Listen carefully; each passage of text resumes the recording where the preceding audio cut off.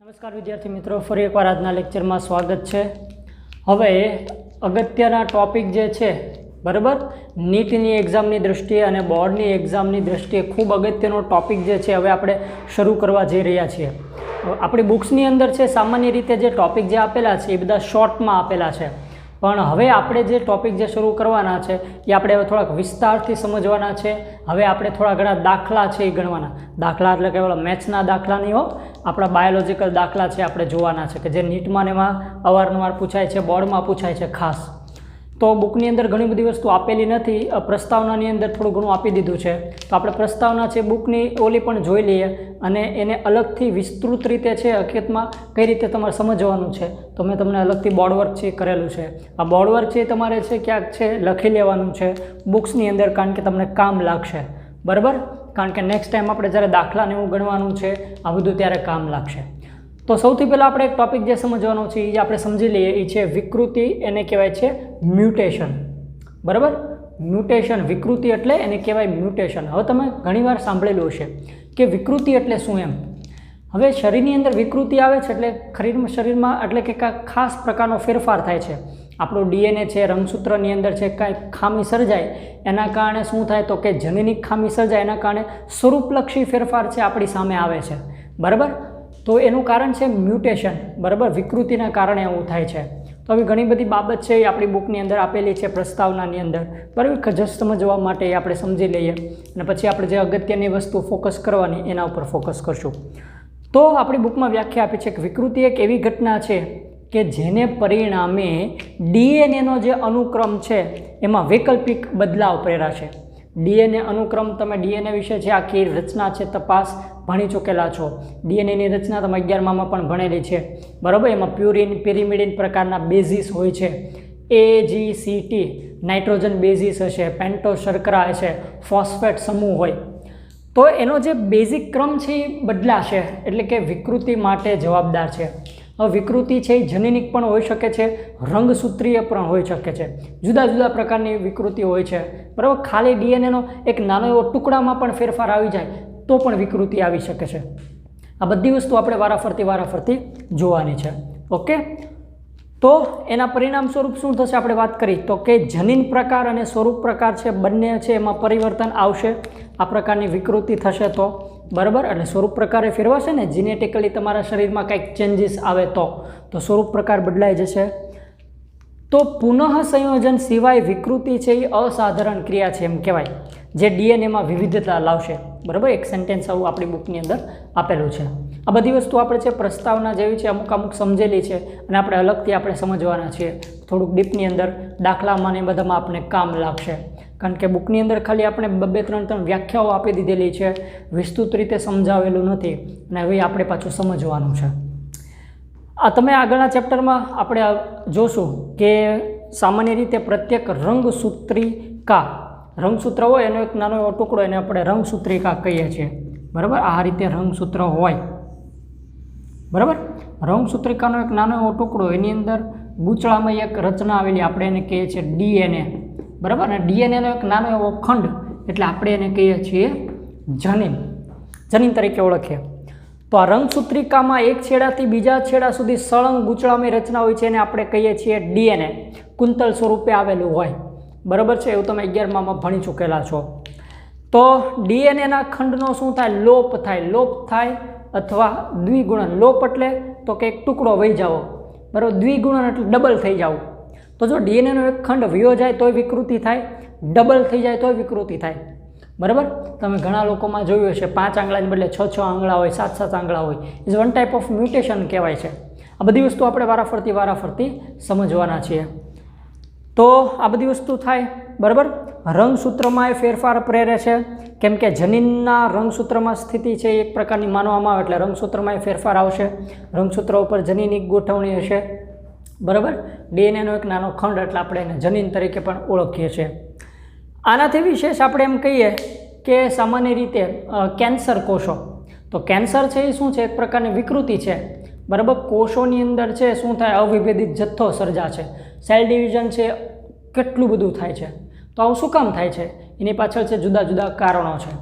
Even ડીએનએના ખંડને આખો જે ટુકડો છે ડીએનએનો ટુકડો બરાબર એનો એક નાઇટ્રોજન બેઝનો ક્રમ જો ખાલી બદલાય જાય ATGC તમે કદાચ સાંભળ્યું છે એડેનિન ગ્વાનિન સાઇટોસિન થાઇમિન બરાબર 2 પ્રકારના ન્યુક્લિક એસિડ છે એક ડીએનએ એક આરએનએ તો ખાલી એક નાઇટ્રોજન બેઝનો ક્રમમાં જો ફેરફાર થઈ જાય તોય પણ વિકૃતિ આવી જાય તો એવી નાની એવી વિકૃતિ છે એને પોઈન્ટ મ્યુટેશન કહેવાય શું કહેવાય પોઈન્ટ મ્યુટેશન રેડી તમે સમજ્યું હશે કે ડીએનએ તો છે એની અંદર આવા પ્રકારના બેઝ છે એ પુનરાવર્તિત ક્રમ હોય તો એમાં ખાલી નાનો એવો ફેરફાર આવી જાય છતાં વિકૃતિ આવી જાય છે એને કહેવાય પોઈન્ટ મ્યુટેશન આ બધી વસ્તુ આપણે હજુ ડીપમાં સમજવાના છે કારણ કે આપણે પ્રસ્તાવનાની અંદર થોડું ઘણું આપી દીધું તો આપણે બુક પ્રમાણે પહેલાં સમજી લઈએ અને પછી આપણે એને વિસ્તૃત રીતે બધું અલગ અલગ છે સમજવાના છીએ ઓકે તો એને કહેવાય પોઈન્ટ મ્યુટેશન તો પોઈન્ટ મ્યુટેશન એને કહેવામાં આવે છે આ પ્રકારની વિકૃતિનું જાણીતું ઉદાહરણ છે સિકલ સેલ એનેમિયા જે આપણે ભણવાના છીએ પોઈન્ટ મ્યુટેશન છે એનું ઉદાહરણ છે sickle cell anaemia sickle cell anaemia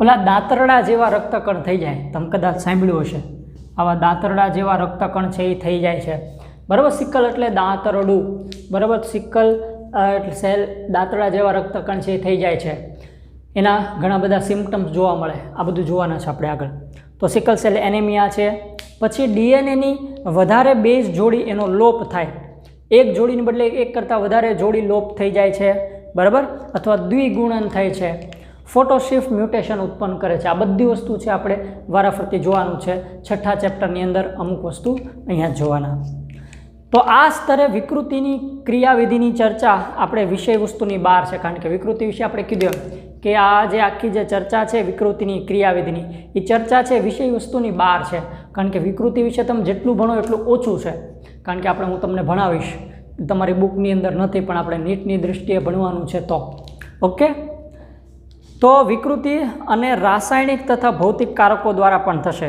યાદ રાખવાનું વિકૃતિ છે શું અનેક પ્રકારના રાસાયણિક અને ભૌતિક કારક દ્વારા પણ થાય છે અમુક પ્રકારના કેમિકલ છે બરાબર એને મ્યુટાજન્સ કહેવાય વિકૃતિ માટે જવાબદાર અમુક કારકો મ્યુટાજન્સ છે બરાબર એ શરીર માટે જવાબદાર છે રાસાયણિક અમુક ભૌતિક કારક છે એ જવાબદાર છે એના વિશે આપણે આગળ પાછા જોવાના છીએ તેને મ્યુટાજન્સના માપવામાં આવેલું છે પારજાંબલી કિરણો સજીવોની અંદર વિકૃતિ પેદા કરે છે એ એક પ્રકારનું મ્યુટાજન્સ કહેવાય તમે સાંભળેલું છે ને ઓલા પારજાંબલી કિરણો અલ્ટ્રાવાયોલેટ કિરણો શરીર ઉપર છે નુકસાન કરે ચામડીનું ને એનું કેન્સર કરે તો એક પ્રકારનું મ્યુટાજન્સ છે એવી રીતે જુદા જુદા કેમિકલ આવે જેમ કે ઝાયલિન છે ને બધું છે બરાબર એ શું કરે છે એની સ્મેલમાં ને એમાં આવે તો આપણને શું કરે તો કે સ્વાભાવિક રીતે આપણે આવી કેન્સર ને એવી થવાની શક્યતા વિકૃતિ એમ ઓકે તો એક બેઝિક વસ્તુ વિકૃતિ વિશે આપણે સમજવાની છે ડીપમાં પણ આપણી બુક પ્રમાણે આપણે ખાલી જસ્ટ જોઈ લીધું હવે આપણો જે ટોપિક અગત્યનો શરૂ થાય છે એક્ઝામ પોઈન્ટ ઓફ વ્યૂથી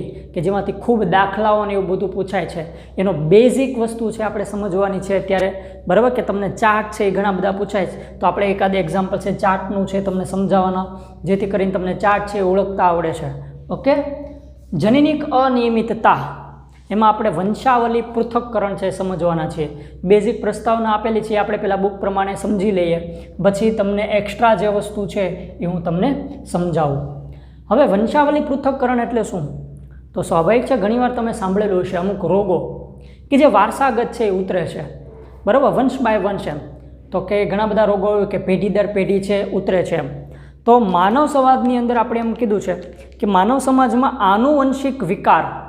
આનુવંશિક વિકારની જે વાત છે એ પહેલાંના સમયથી ચાલી આવે છે વર્ષોથી આ વાત ચાલી આવે છે આનુવંશિક વિકાર એટલે એવા પ્રકારના રોગો કે જે પેઢી દર પેઢી છે એ ચાલ્યા આવે છે બરાબર વર્ષોથી એમ તો એનો આધાર હતો કે કેટલાક કુટુંબની અંદર વિશિષ્ટ પ્રકારના લક્ષણો આપણે જે વાત કરીએ આનુવંશિક લક્ષણો કે જે મેન્ડલના કાર્યના પુનઃ સંશોધન પછી મનુષ્યના જે વારસાગત લક્ષણના અનુકરણની જે નમૂનાની જે પ્રક્રિયા છે એને આધારે જ છે જોવામાં આવી કે જે પ્રમાણે મેન્ડલિયનની આખી જે પ્રોસેસ હતી એ પ્રમાણે છે આપણા માણસોની અંદર પણ જોવા આવી કે પેઢી દર પેઢી અમુક રોગો છે કેવી રીતે ઉતરે છે એના માટે શું કારણ છે કેવા કેવા પ્રકારના રોગો છે એમ તે જોવામાં આવ્યું આપણે હમણાં જોઈએ તો સ્વાભાવિક છે આ રીતે પૃથક્કરણ છે એ શરૂઆત થઈ હતી.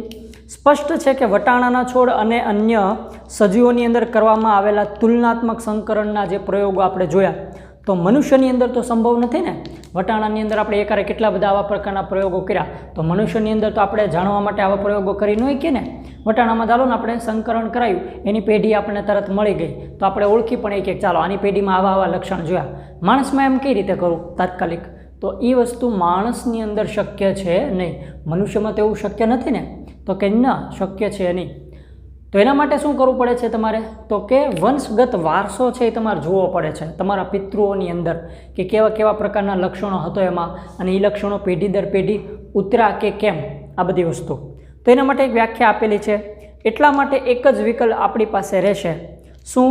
તો કે વિશિષ્ટ લક્ષણ જે છે, વિશિષ્ટ લક્ષણ જે છે એને આનુવંશિકતાના સંદર્ભમાં, વિશિષ્ટ લક્ષણ એને આપણે આનુવંશિકતાના સંદર્ભની અંદર વંશના ઇતિહાસનો અભ્યાસ કરવાનો, વારસાગત વંશનો અભ્યાસ કરો તમે, બરાબર.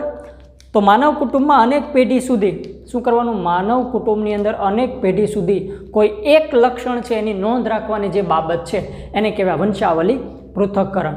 શું વાત કહે છે? તો કે માનવ કુટુંબમાં અનેક પેઢીઓ સુધી કોઈ એક બાબત જે છે એને શું કરવાની? લક્ષણની ધ્યાનમાં રાખવાની, આવી બાબતને કહેવાય વંશાવલી પૃથક્કરણ, કે જે આપણે ચાર્ટ સ્વરૂપે સમજવાના છીએ, અને અલગ તમારી બુકમાં નથી આપ્યું એ વસ્તુ આપણે સમજવાના છીએ, બરાબર.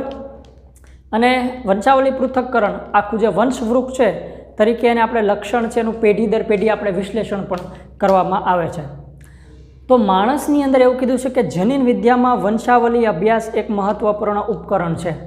હવે એના માટેના અમુક જે સિમ્ટમ્સ જે છે, બરાબર, એના અમુક જે ચિહ્ન છે એ આપણે પહેલાં સમજવા પડશે, કે આપણે તો અહીંયા આગળ સમજવું છે વંશાવલી વૃક્ષ, તો કેવી રીતે સમજશું એ આપણે હમણાં સમજી લઈએ, બરાબર. તો જેનો વિશેષ લક્ષણ અસામાન્યતા રોગની તપાસ કરવા માટેનો ઉપયોગ આપણે કરવાનો છે. વંશાવલી પૃથક્કરણમાં ઉપયોગમાં લેવાતા સંકેત જે છે એ સૌથી પહેલાં આપણે સમજી લઈએ. હવે કેટલી પ્રકારના સંકેત છે હવે આપણે સમજવાના છે. તો કે સૌથી પહેલાં જો સામાન્ય નર છે, સામાન્ય એટલે કે જે કોઈ રોગ નથી એવા વ્યક્તિ, તો આપણે હંમેશા દાખલાની અંદર અથવા ચાર્ટની અંદર જો સામાન્ય નર હશે તો એને આપણે આ રીતે ખાલી ચોરસ વડે દર્શાવશું, સામાન્ય નરને, કે જેને કોઈ રોગ નથી. એવી રીતે આપણે સામાન્ય માદા છે એની રીતે ગોળ ચિહ્ન વડે દર્શાવશું, બરાબર.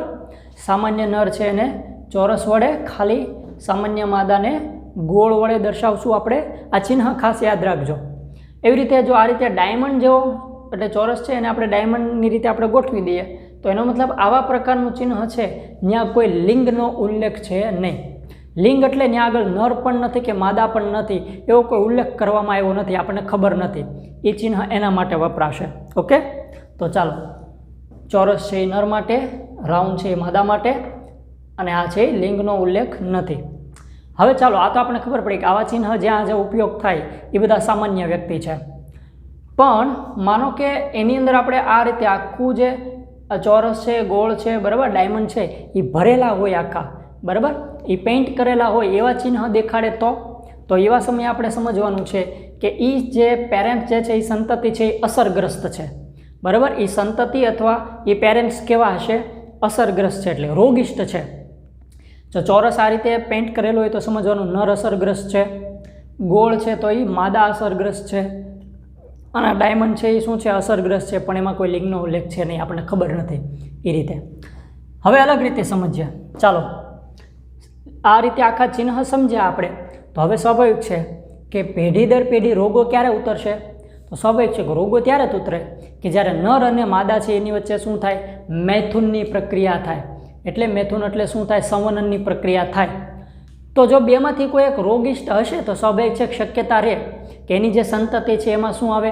રોગના લક્ષણો છે વારસામાં ઉતરે, એવી શક્યતા રહે, બરાબર. ઘણીવાર ન પણ ઉતરે, જુદી જુદી શક્યતાઓ છે.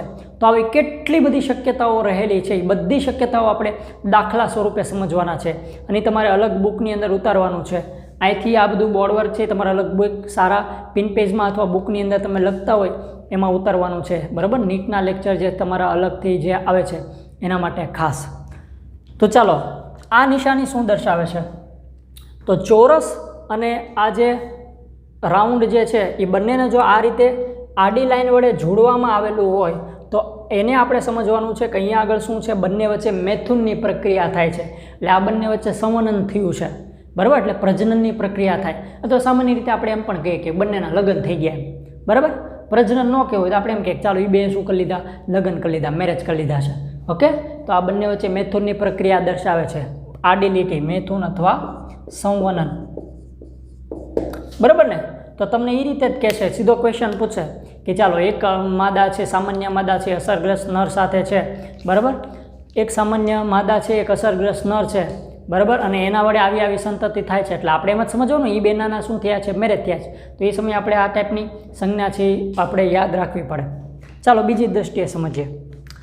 માનો કે સેમ વસ્તુ છે, પણ જે લીટા જે છે, આડી લાઈન છે એ કેવી છે, 2 છે. ઓકે, 2 છે તો એ શું સૂચવે છે? જો 2 લાઈન હોય તો આપણે એમ સમજવાનું છે કે સંબંધીઓ સાથે મેથુન છે, એટલે કે આ પ્રકારના જે મેથુન છે અંદરો અંદર છે, કુટુંબની અંદર ને કુટુંબની અંદર તે મેરેજ. આપણે કદાચ એવું પણ સાંભળેલું છે, ઘણા લોકોએ કીધું હોય કે અમારે તો ભાઈ છે, અમારે કુટુંબમાં મેરેજ થાય, અમારે ભાઈ વાહે ભત્રીજી થાય, આવું બધું તમે સાંભળ્યું હશે, બરાબર, આવું દેશી લેંગ્વેજની અંદર. તો એનો મતલબ એવો કે કુટુંબમાં અંદરો અંદર શું થાય છે, મેરેજ થાય. તો એવી કન્ડિશન છે એ કઈ રીતે દર્શાવવાની છે, તમારે આ રીતે ડબલ આડી લાઈન વડે દર્શાવવાની છે, બરાબર છે, કે સંબંધીઓ સાથે મેથુન, અંદરો અંદર મેથુન એમ. હવે ખાસ યાદ રાખવાનું, ચાર્ટ બનાવો ત્યારે કે હંમેશા પિતૃઓ છે એ ઉપરની બાજુએ દર્શાવવાના છે અને જે સંતતિ છે એ નીચે ડાબીથી જમણી તરફ છે આ રીતે દર્શાવવાની. માનો કે આની 2 સંતતિ હતી તો ડાબીથી જમણી તરફ, આગળ બીજી સંતતિ થાય તો આ રીતે આમ દર્શાવવાની છે. કોઈ જગ્યાએ તમને આ પ્રકારનું ચિહ્ન આવે, બરાબર, કે ચોરસ છે એની અંદર છે કોઈ સંજ્ઞા આપેલી હોય તો એનો મતલબ કોઈ આંકડો લખેલો હોય તો એ જે સંતતિ જે છે એ બધી પ્રભાવહીન છે, સામાન્ય ગણવાની છે આપણે. ઓકે, તો આ પ્રકારની એક કન્ડિશન છે, એ બધી જુદી જુદી કન્ડિશન છે એ આપણે સમજવાની છે. આ પ્રકારની એક કન્ડિશન પણ છે, બરાબર, કે નર શિશુવાળા પિતૃ પ્રભાવિત, એમ કે આ નર છે એ પોતે નર શિશુ જે છે, બરાબર, એ રોગિષ્ટ છે, એટલે કે એનો જે પિતૃ છે ને આ પ્રકારનો એ પ્રભાવીઓ છે, એની અંદર કાંઈક રોગના લક્ષણ છે, આ પ્રકારનું ચિહ્ન આવે તો ક્યાંક. તો આટલી વસ્તુ અમુક છે યાદ રાખવાની છે. બીજી વસ્તુ, અમુક જગ્યાએ આવું પણ આપેલું હશે કે ખાલી તમને છે ચોરસ હશે, ગોળ હશે તો અડધા કલર કરેલા હશે, અડધા પેઇન્ટ કરેલા હશે. તો આ ચિહ્નને શું ગણવું? તમારી બુકની અંદર છે આપેલું નથી, પણ યાદ રાખજો, આ પ્રકારની સ્થિતિ છે ને એને વાહક કહેવામાં આવે. શું કહેવાય? વાહક. વાહક એટલે શું? તો કે પોતે રોગિષ્ટ પૂરેપૂરો નથી એમ, પણ રોગનું એક જગ્યાએથી બીજી જગ્યાએ આગળની પેઢીમાં વહન કરવા માટે જવાબદાર છે. જેમ કે તમને યાદ હોય તો મેલેરિયા, તો મચ્છર છે એ શું કરે છે? મેલેરિયા રોગ માટે જવાબદાર છે.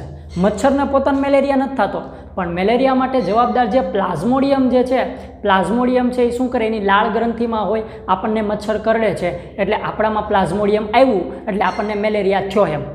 તો મચ્છર શું કર્યું? મેલેરિયા રોગ માટે વાહક તરીકે જવાબદાર છે એમ કહેવાય, બરાબર. મચ્છર છે મેલેરિયા રોગ માટે જવાબદાર છે. તો આ પ્રકારના ચિહ્ન આવે ને તો એ સમજવાનું છે એ શેના માટે છે? વાહક છે, સમજી લેજો. શું કહેવાય એને? વાહક કહેવાય. એ પોતે અસરગ્રસ્ત નથી એમ, બરાબર. એટલે રોગના એની અંદર લક્ષણો છે બહુ દેખાશે નહીં, પણ એ શું કરશે? રોગ છે આગળ વહન કરવા માટે જવાબદાર છે. 2 વાહક ભેગા થાય તો પાછું અસરગ્રસ્ત થશે. આ બધી કન્ડિશન આપણે દાખલામાં સમજશું. ચાલો હવે આપણે સમજી લઈએ કે કેટલી પ્રકારના છે સામાન્ય રીતે છે રોગો છે એ આવે છે શરીરની અંદર. તો યાદ રાખજો, આપણા શરીરની અંદર છે 4 પ્રકારના છે રોગ હોઈ શકે છે. શક્યતા સમજવાની, મનુષ્યના શરીરમાં કેટલા પ્રકારના રોગ હોવાની શક્યતા છે? 4 પ્રકારના રોગ હોઈ શકે. તો ચાલો, એક છે પ્રભાવી અને બીજું છે પ્રચ્છન્ન. ચાલો સમજો કેવા પ્રકારના રોગ? પ્રભાવી રોગ અને પ્રચ્છન્ન રોગ હોઈ શકે છે. હવે પ્રભાવીમાં પાછા 2 પેટા પ્રકાર અને પ્રચ્છન્નમાં પાછા 2 પેટા પ્રકાર. પ્રભાવી રોગ છે એ કેવો હોઈ શકે?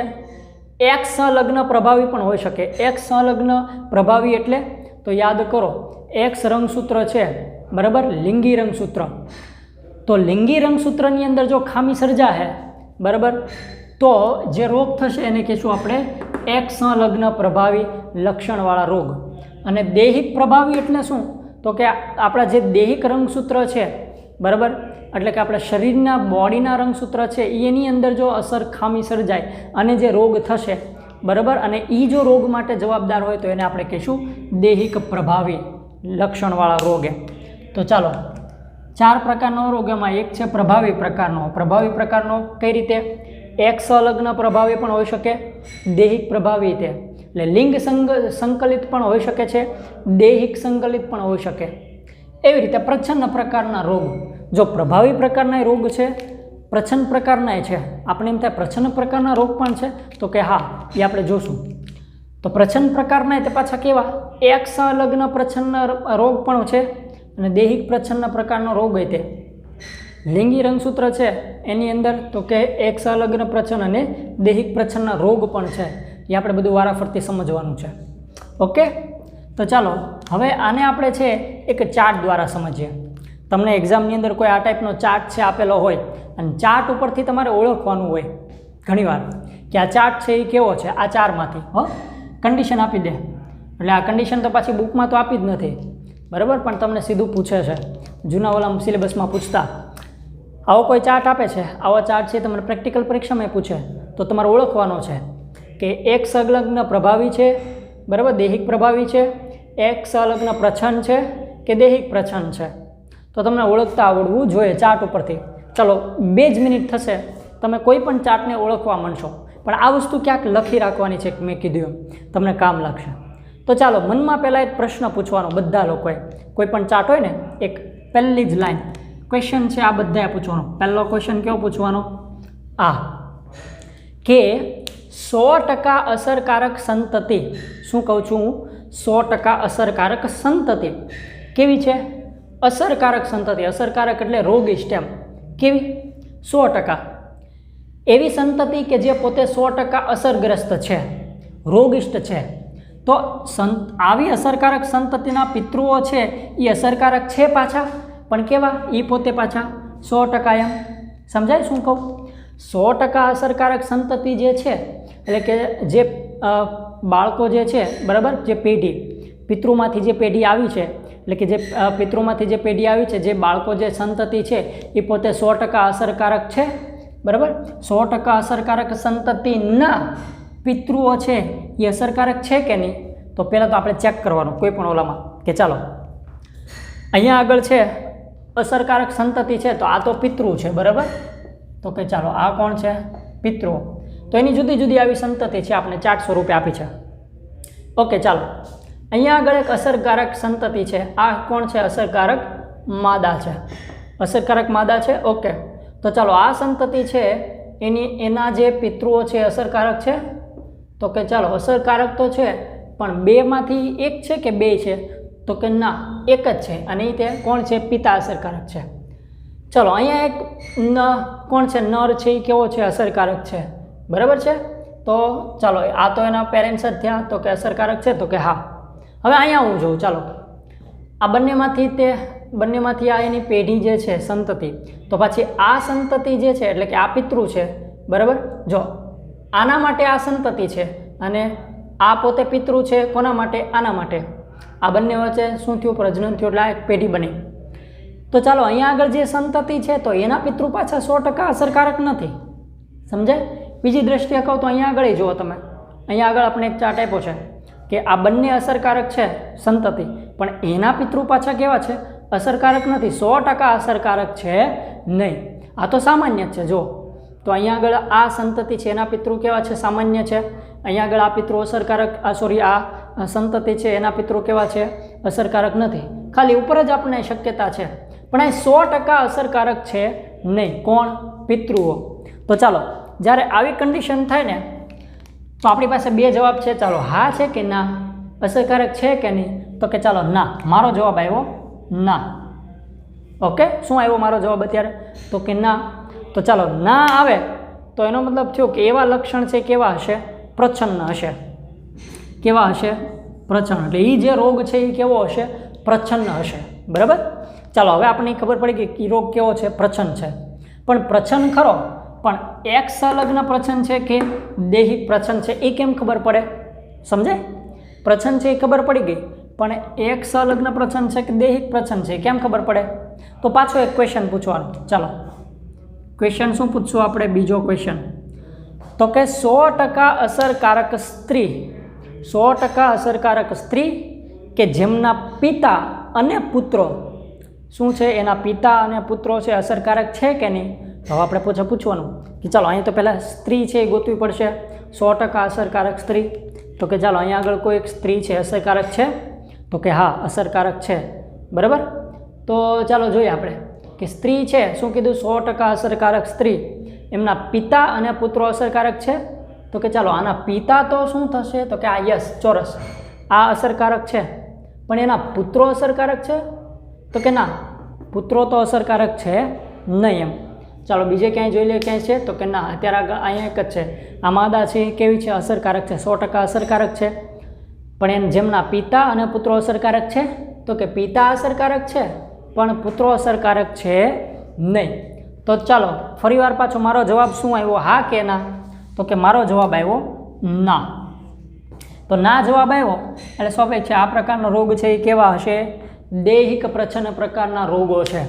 આવા રોગો કેવા છે, દૈહિક પ્રચ્છન્ન પ્રકારના રોગ છે.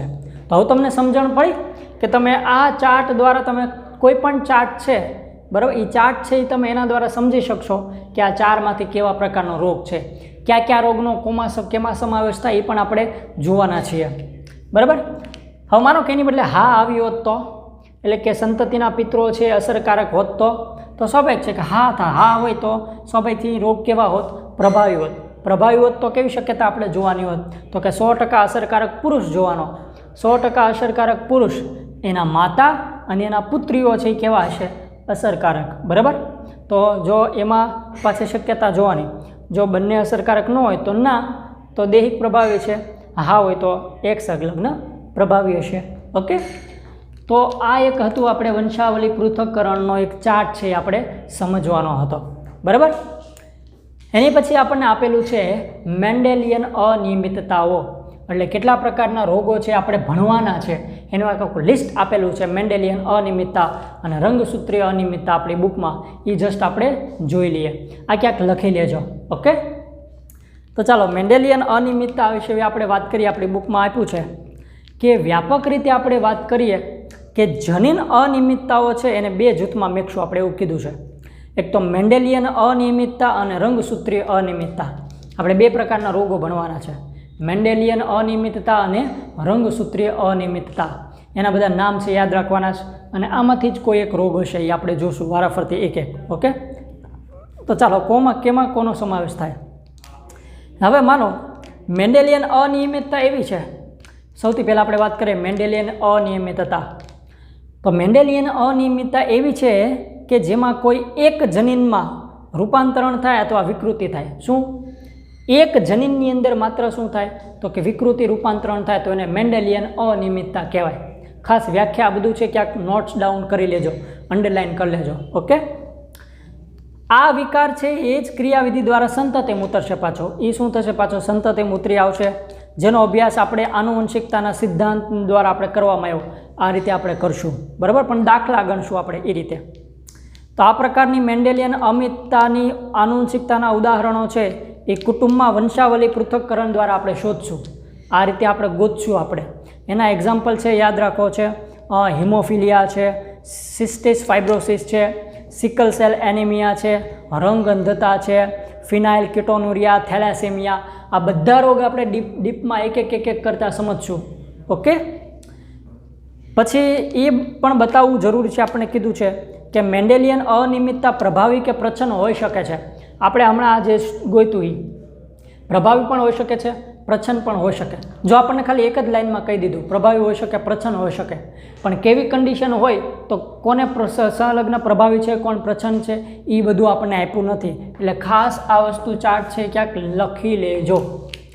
બરાબર, ઉદાહરણ તરીકે જેમ કે હિમોફિલિયા નામનો રોગ છે, એમાં જોવા મળે છે એ મુજબ લક્ષણો લિંગ સંકલિત પણ હોઈ શકે છે.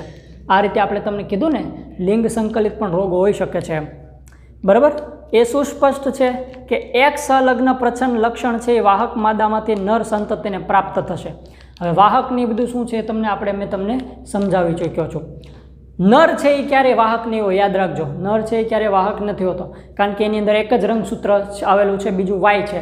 માદા છે એ વાહક હોઈ શકે કે એની અંદર 2 એક્સ રંગસૂત્ર છે, તો એક્સ સંલગ્ન જે જનીન જે છે એની ઉપર આવેલું હોય તો માદા કાં તો શું હશે, રોગિષ્ટ હશે, કાં વાહક હશે, કાં તો સામાન્ય હશે. બરાબર, એ આપણે સમજશું. તો આ બધું લક્ષણ છે, પ્રભાવી પ્રચન લક્ષણ દ્વારા આપણે દર્શાવશું. તો આપણે બધું ચર્ચા કરવાની છે. નેક્સ્ટ લેક્ચરથી જુદા જુદા રોગ છે એ આપણે વારાફરતી સમજતા જશું. ઓકે, તો આટલી વસ્તુ છે આપણે તમારે સમજવાની હતી. આ ખાસ કહું છું, ક્યાંક લખી લેજો, ક્યાંય ખોવાઈ ન જાય, તમને કામ લાગશે. બરાબર, તો હવે આપણે ધીરે ધીરે એક એક રોગ છે વારાફરતી સમજશું, બધાના દાખલા ગણશું, કેટલી પ્રકારની શક્યતા, કેટલી પ્રકારના આપણે જુદા જુદા લગ્ન કરાવશું. શક્યતા આવું હોય તો આના લગ્ન આની હારે કરાવ્યા હોય તો કેવી સંતતિ થાય, આમ છે તેમ છે, બહુ મજા આવશે. બરાબર, વારાફરતી આપણે જોશું. તો અહીં સુધી આપણે રાખીએ છીએ. નેક્સ્ટ લેક્ચરમાં આપણે દાખલાને બધું ગણશું, બધા રોગો છે એ સમજવાના છે. બરાબર છે, તો હવે આપણે મળીએ નેક્સ્ટ લેક્ચરમાં. બાકી ઓલ ધ બેસ્ટ. ખૂબ તૈયારી કરવાની છે. જ્યાં સુધી સ્કૂલ ન ખુલે ત્યાં સુધી આ રીતે સતત ભણતા રહેવાનું છે. લેક્ચર મિસ કરવાના નથી. ઓકે, તો ચાલો મળીએ હવે નેક્સ્ટ લેક્ચરમાં.